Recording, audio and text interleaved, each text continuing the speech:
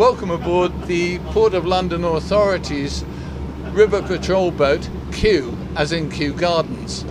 We're on our way down the River Thames now from Tilbury landing stage down to London Gateway, DP World's new port on the River Thames.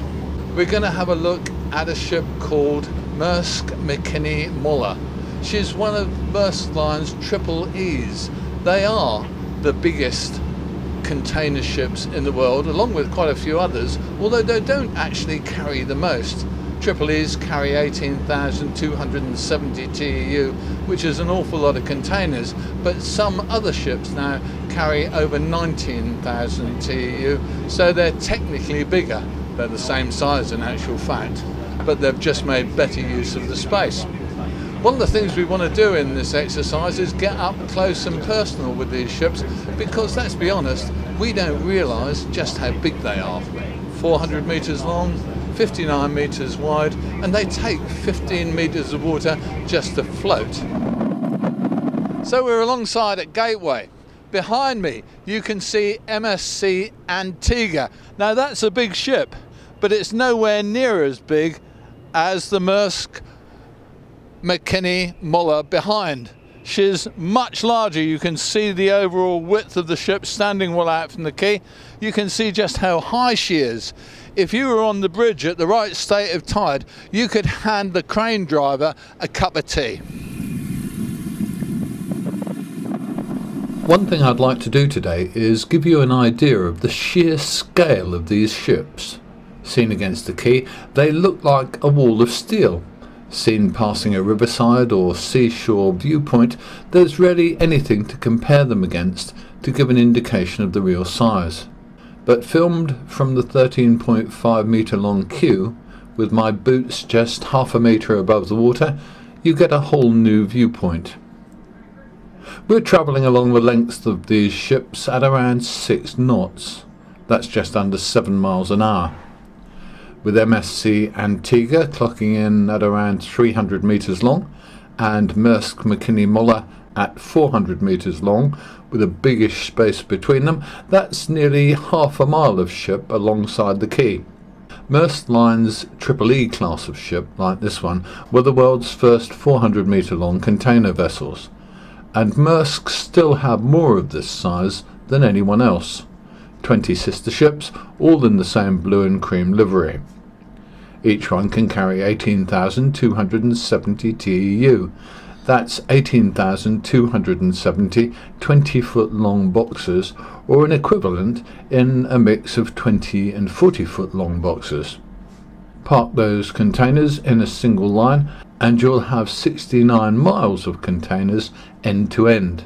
That's around the distance from Ipswich in Suffolk to the centre of London. In terms of weight, the Maersk Mc-Kinney Moller has what's called a dead weight of around 194,000 tonnes. That's a measure of the amount that she can carry, everything from fuel, crew and supplies to cargo. Unusually, she's driven by 2 engines when most ultra-large container ships just have the one, and the pair produce 43,000 horsepower each. When she's at sea, her optimum speed is 19 knots, that's 22 miles an hour. Maersk Line doesn't release fuel consumption figures, but some reports have said that Triple E's use as little as 150 tonnes of heavy fuel oil per day. Big shipping lines like Maersk Line fight fiercely to reduce the costs of operating vessels, essentially because all lines charge around the same amounts for carrying containers, so tightly controlling costs and making ships as economic to run as possible is the way to build profits. And what do they carry? The short answer is everything.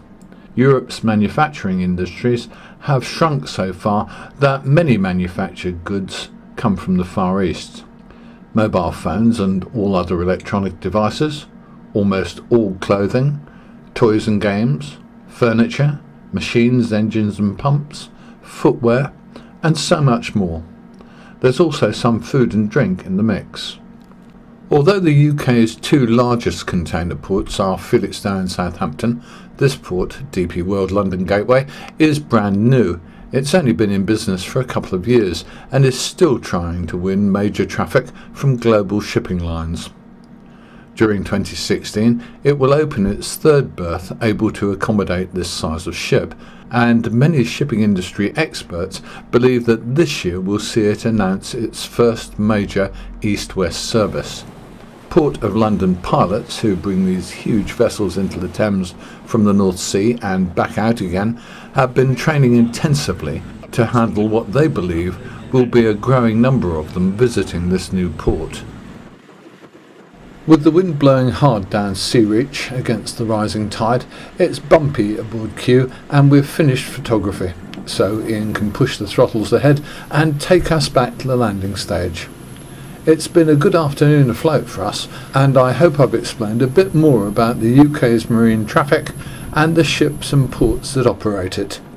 Keep in touch with www.shippingtv.co.uk for more about the world of ships and shipping.